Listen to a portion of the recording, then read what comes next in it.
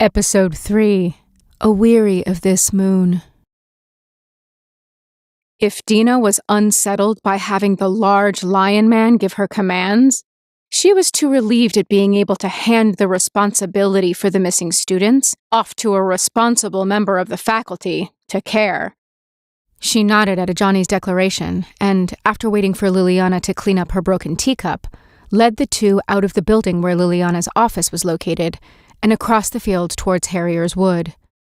The rest of the students had already returned to their housing, leaving the question of where their missing classmates had gone to the TA, who was supposed to have been supervising them all during their time in the field.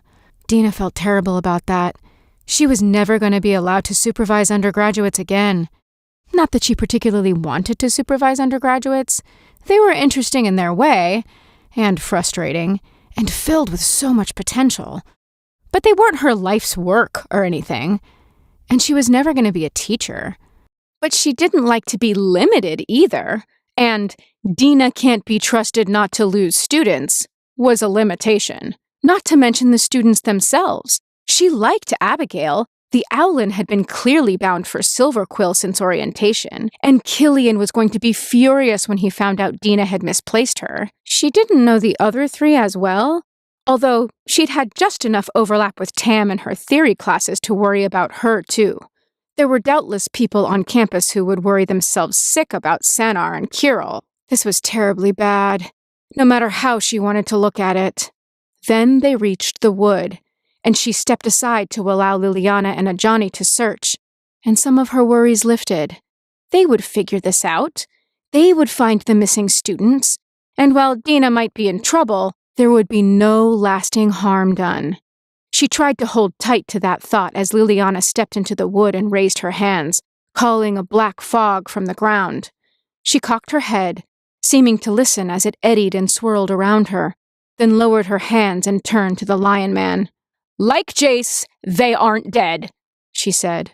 "Lots of little things died here today, bugs, rodents, pests, but nothing as large and complicated as a student." "Thank you for that incredibly compassionate update," said Ajani. Liliana lifted an eyebrow. "My, you've learned sarcasm in our time apart, kitty cat. It suits you." Ajani ignored her, beginning to prowl deeper into the wood. He didn't call up any magic or visibly cast any spells, but he did stop and pick something up from the forest floor, studying it carefully and sniffing it thoroughly before he turned and walked back to Liliana. He held his hand out to her, showing her the slim blue flower petal resting in his palm. The edges were bruised, but there were stitches at the end, where it had been attached to something larger. Liliana looked at it and scowled. "A flower petal? I've smelled this type of flower before. There is a plain where they grow plentiful and wild, a plain where some of the denizens use flowers in their tailoring." Dina frowned, looking between the two of them. "Don't play guessing games, just say it." Liliana sighed, sounding oddly put upon. "You're hinting at Lorwyn," she said. "You think one of their fairies led my students astray? It's as good a place to start as any, but I don't see any sign of an omen path." "They don't always stick around," said Ajani. "They're like planeswalkers that way," said Liliana. Ajani closed his hand on the petal. "Which do you want right now? Your students or your pride?" "My students," said Liliana without hesitation. "Then I'm sorry, Liliana, but I can't take you with me. There's a stable omen path between Lorwyn and Chandalar, as far as I know, and if I can get them to Chandalar, I can bring them back here." "Tam is from Chandalar," said Liliana. "Chandalar will be fine." "Good." He turned to Dina then. "It was a pleasure to meet you, miss." He gave a small bow before turning and beginning to walk away. On the first step, he started to glow. On the second step, he was gone. Liliana sighed. "Were we all that inclined to showing off?" she asked, then turned to Dina. "It was a hypothetical question, dear. Don't answer. Let's get back to campus. Ajani will find him." "Yes, Professor," said Dina, confused but hopeful. Together, they turned back toward the school. "You're lucky to have run across me," said Brigitte as they walked through the sun-dappled forest. She seemed utterly relaxed now that they were away from the spreading dark, although it was clear that she heard everything around her. Her head was constantly moving as she swiveled toward one noise or another, and her hand was on her bow at all times. "Why's that?" asked Kirill. "Well, most anyone with a lick of sense could have gotten you clear of Isilu, and anyone of Lorwyn who saw you would have felt moved to help. We try not to let people get swallowed down by night when they don't want to be, but not just anyone could get you to Gold Meadow. And that's probably the best spot for you to rest up while you figure out what sort of pretty lies you're going to use to tell me why you went into Isilu's den in the middle of the day." She sped up then, heading for the edge of the wood a little faster. The 4 students exchanged a look, then sped up after her, not willing to risk her getting out of their sight. Brigitte led them out of the woods and into a vast sunlit meadow, filled with standing stones and massive patches of blooming wildflowers. Fat striped bees buzzed from flower to flower, ignoring the group. Brigitte continued on, and the students matched her, until the forest began to fall away behind them, and the wall of a settlement appeared ahead of them. A high wall cupped what looked like a large and somewhat irregular assortment of buildings, with a tall central watchtower nestled in the middle of the settlement itself. "Gold Meadow?" guessed Sanar. "Gold Meadow," confirmed Brigitte warmly. She beckoned them to stay close as she approached the gate, where 2 more of the stout humanoids waved to them as they cranked it open. Neither of them blinked at the fact that Brigitte had gone out alone and come back with a motley assortment of strangers. In fact, if anything, they looked pleased that she'd found someone to go walking with. "What is this place?" asked Kirill, looking thoughtfully around at the nearby buildings. Everything was built on Brigitte's scale, implying a population that was, on the whole, shorter than vampires, gorgons, and owlin tended to be. Senar fit right in. Literally. He looked like he could have gone through any door and been perfectly in scale with the room on the other side. Kirill blinked, considering for the first time how disconcerting it must have been for the diminutive goblin to be constantly surrounded by taller people. Brigitte reached a round building with broad double doors and gestured for them to all go inside. "Come on then. This is the meeting hall, and we'll be fine here for a bit." "Not your home?" asked Kirill curiously. "Oh, I don't live here," said Brigitte. "I make the locals a bit nervous, what with my connection to the thought weft all mangled up and half-severed. They don't like it when I stay for too long." Kirill blinked. This was the second time she'd mentioned the thought weft, and the urge to ask what she meant was almost irresistible. Common sense and the visible discomfort on Tam's face told them to resist anyway, and so they swallowed the impulse and simply followed Brigitte inside. The meeting hall was comfortable, but barren inside, with low, plush seats scattered around the floor and rough-hewn shelves lining the walls. Scattered books and objects had been shoved onto the shelves in no particular order. Brigitte set her bow down in an empty space as she passed, and then turned to face the group. "All right, you lot. You're not from around here. Where are you from?" "There was a little buzzing thing in the woods where we come from, and it was flying around, and so we chased it, and then there was this big hole, and we fell down the big hole and landed in the middle of this big meadow, and there were spirals everywhere, which was really, really cool. Only when the landscape starts making symbols everywhere, sometimes that means evil robots will come out of rifts in the sky and kill your friends," said Sanar, without pausing to take a breath. Brigitte looked at him blankly. "What our friend means to say is that we were on a field trip at the university we all attend, and he spotted an unfamiliar creature in the trees, which he felt compelled to get a closer look at," said Tam. "He pursued it, and the rest of us pursued him. The creature led us to a hole in the ground, and we fell. From there, it's as Sanar has said. We landed in the meadow outside the dolmen gate, and you found us shortly after that." "What did this creature look like?" "It was small and humanoid with hard-looking bluish-gray skin and a tunic made of flower petals," said Kirill. "It had wings like a beetle," signed Abigail. Brigitte frowned but didn't comment again on the telepathic contact. "That sounds like a fairy," she said. Then she brightened. "Fortunately for the lot of you, I'm sort of a close friend of their queen." Excuse me, what? Asked Kirill.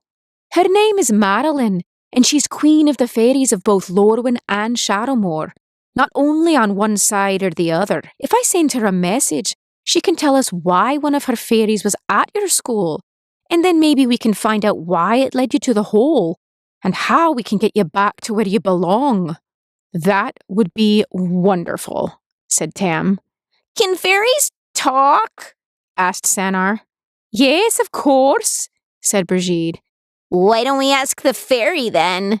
What? Asked Brigitte. What? Asked the others in unison. They turned.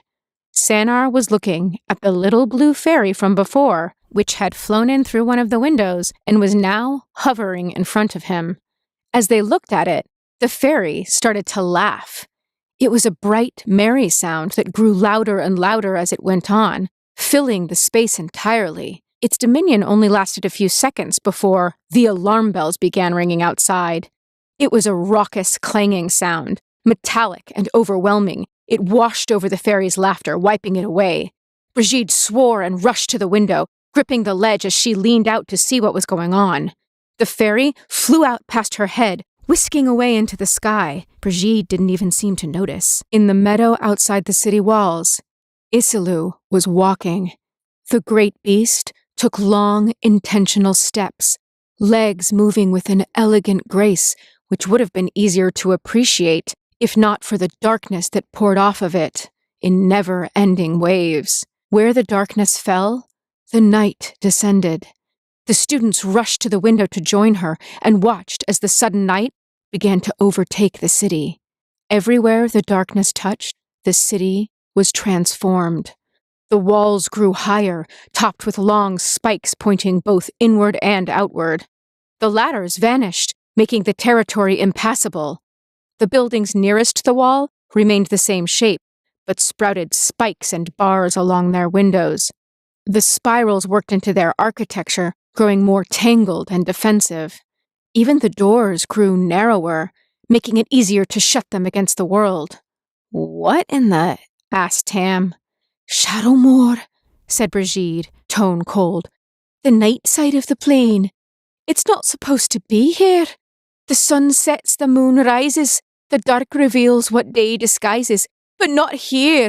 Gold Meadow has been on the Lorwyn side of the border for years. A shift like this is unheard of. There are nomads inside the city walls. Why does that matter? Asked Tam. Who you are at night and who you are in the day are two different people, said Brigitte, almost desperately. I have to help the city. The locals welcome the nomads in the day, but Shadowmoor locals aren't nearly so friendly. You'll need to locate Madeline on your own. What? Said Tam. It wasn't actually a question. She pronounced the word like a small, hard stone, throwing it into the well that had suddenly opened between them. The night's spreading when it's not supposed to be, said Brigitte, grabbing her bow. Lorwyn and Shadowmoor both exist, side by side, always. But they don't overtake each other without warning. The borders respect the lives people have chosen, and they have since we broke the Aurora. I wish I could stay with you. I promised I'd stay with you, but you have to go. Why? Began Sanar. He was interrupted, as a rock flew through the central meeting room window, which had been closed, unlike the window the fairy had come and gone through. The students flinched, all save Abigail, who hadn't heard the glass breaking. She turned to Brigitte, signing rapidly. Where can we find this Marilyn? We're strangers in this land. We don't know where we're going. Brigitte started for the door, tightening the string on her bow as she walked. Someone outside the meeting room screamed. Marilyn lives in Glen Elendra. It's meant to be impossible for outsiders to find. When you leave here, go dead east until you reach the Wonderwine River. Cross the river and walk until you see a great wood with boughs like woven branches. That is the Gilt-leaf wood. Cut through the edges until you find a tributary that flows to the Wonderwine, then follow it back to the waterfall. Beyond and behind the waterfall, you'll find another stream. Follow this one to its source, and you'll come to Glen Elendra. Marilyn is there, in the Twilight Palace. The student stared at her as Brigitte turned toward the door and said, When I step through this door, you run. You understand me? Run for where the darkness ends, and do not look back, no matter what you hear. The person who begs you to turn around, that person isn't me. She opened the door then and rushed outside, bow raised. The students followed her, moving as quickly as they could. Abigail caught Seanan by the forearms, and upon his nod, threw them both into the sky, while Kirill and Tam ran along the street, which was half sunlight and half shadow. Impossible. Impassable. Everywhere they looked, stout humanoids fought. Those who stood their ground in sunlight and those who stood their ground in shadow were virtually indistinguishable.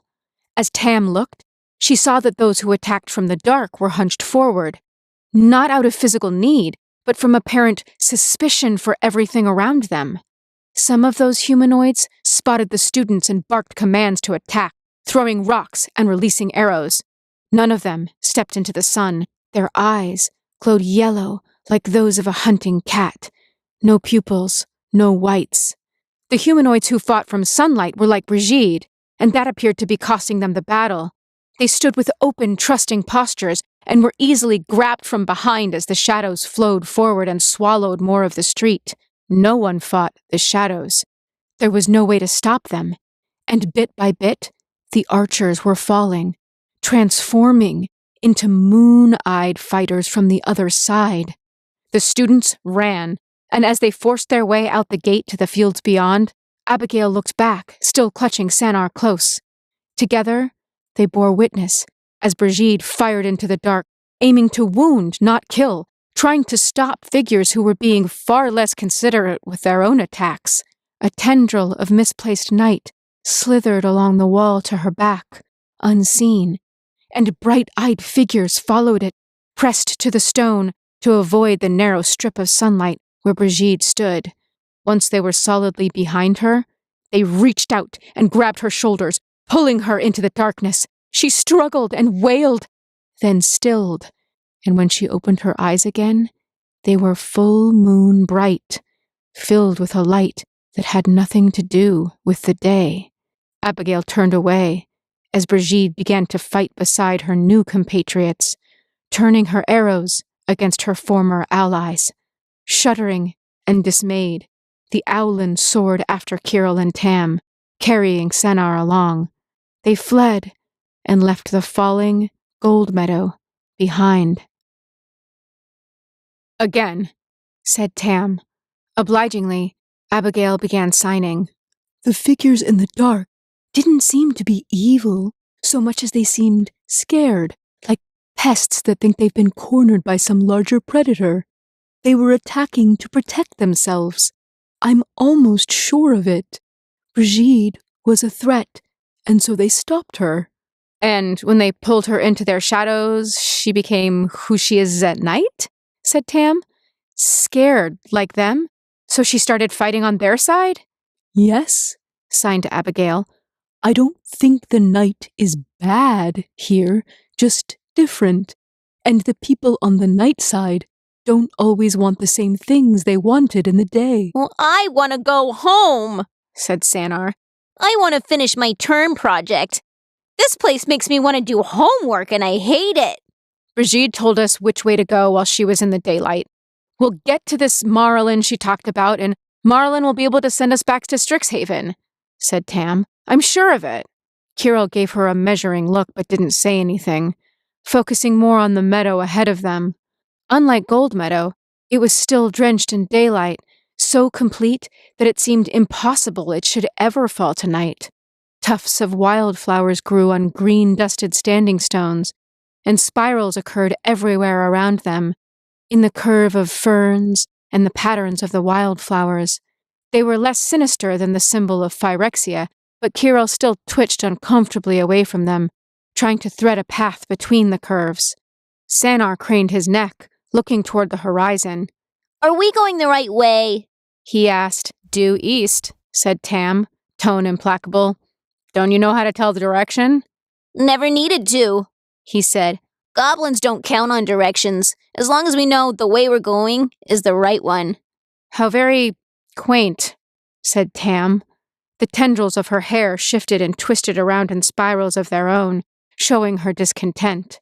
Abigail huffed, feathers puffing out until she looked like a startled cat, but didn't sign anything, only continued on in silence. Ahead of them, the sunlight glinted off the flat, silver ribbon of a river, running from one end of the horizon to the other. Kirill straightened, then hurried forward, leaving the others to follow them. "The Wander Wine!" they called. "We found it!" They stopped when they reached the water's edge, staring out across the widest river they had ever seen. Fish danced at the surface, scales flashing in the sun, and the water itself was vast, clear, and obviously deep. "How are we supposed to cross that?" they asked. Abigail lifted her ear tufts in amusement, signing, "You were the one who told me to fly." She moved to stand behind Kirill. "Do you mind?" "No," they said, after a moment to absorb the offer. They spread their arms, and Abigail grasped them, taking to the air. "Some really powerful vampires can fly, and my mother says maybe someday I can too, but my dad says no one in our family has ever had that power, so I don't know which one of them is right," they say, keeping their arms spread to fully enjoy the feeling of flight. "I really hope it's Mom. Flying is awesome." Abigail continued silently to the other side of the river, where she landed to set them on their feet and signed deadpan, "It certainly is." She jumped back into the air and flew back to the others, leaving Kirill alone. They looked around, thoughtfully. It was obvious that this side of the river played host to a large forest somewhere nearby. Kirill was in the Introductions to Magibotanical Environments, not due to a secret interest in Witherbloom, but due to a not-at-all secret interest in everything an environment could tell you about what was nearby. The grass on this side of the river was coarser, and the flowers had the flat, smooth leaves they associated with growing in shade. It was still a beautiful environment. It just spoke to more nearby trees than the ones that stood outside Goldmeadow. They crouched, running their fingertips over the flowers, and were still crouching when Abigail dropped Tam off next to them and went back for Sanar. They looked up then, meeting the unhappy Gorgon's eyes. "Look at these flowers," they said. "They're glowing. You can't really tell because the sun's up, but they're bioluminescent. Maybe that's how they can get light in Shadowmoor." "How strange," said Tam, crouching beside them. When Abigail returned with Sanar, she found the pair deep in a discussion of the properties of wildflowers. Tam didn't seem to know much about the flowers back in Arcavios, while Kirill could recite them by region. Both stopped and straightened as Sanar hurried over to join them. "The forest should be this way," said Kirill, and started walking. The others followed, as did everything yet to come. The walk to the wood took the better part of an hour, during which time the sun overhead moved not an inch. Days were apparently longer here when Isilu didn't walk the land. As they had left the spirit of night on the other side of the river, it wasn't threatening them here. They walked for what felt like forever, and then the tree line was ahead of them, its boughs woven like baskets, as Brigitte had said. Finally they stepped into the shade of the trees, a natural, changeable darkness that wrapped around them like an old friend, carrying none of the autumn brightness of Isilu. This was just shadow, not misplaced night. Cooled by the wood, they pressed on, looking for the tributary Brigitte had mentioned.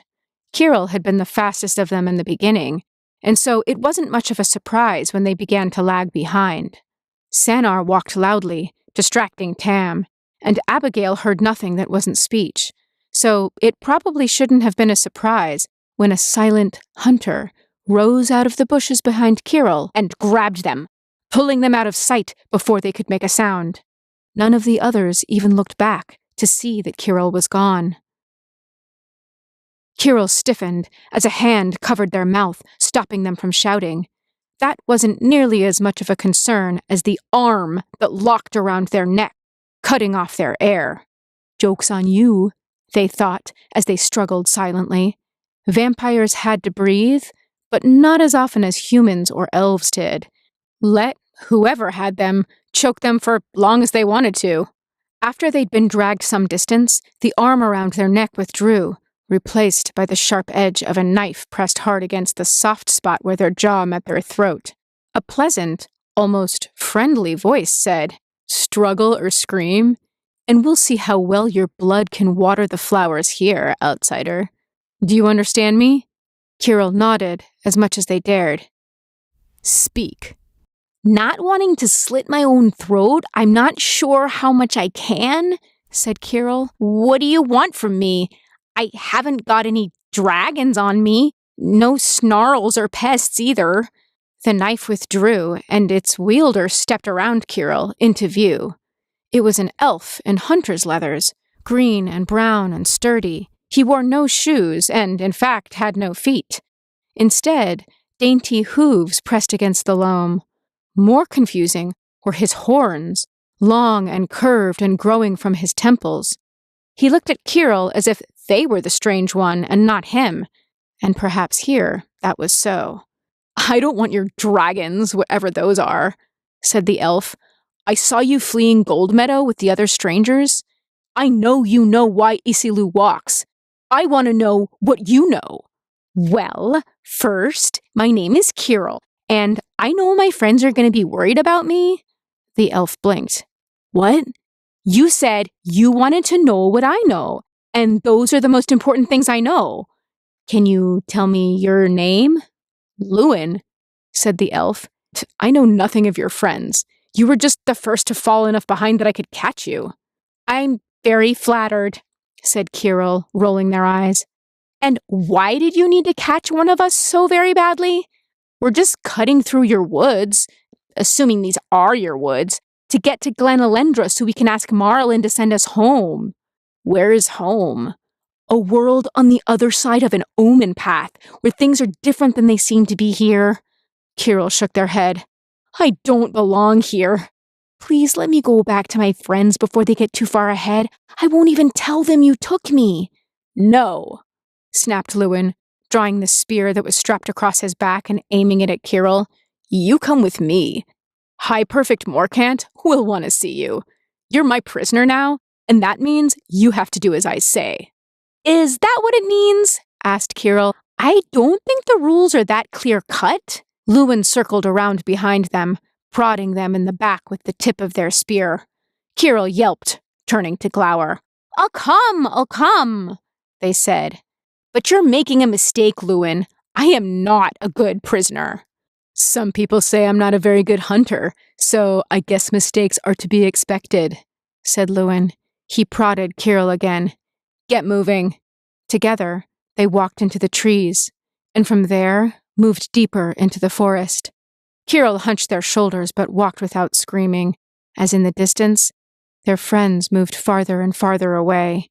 Kirill knew they would notice soon that they were gone. They would notice, and they could come back to find them. They had to. The forest seemed to swallow Kirill and Lorwyn as they walked, leaving no sign of them behind.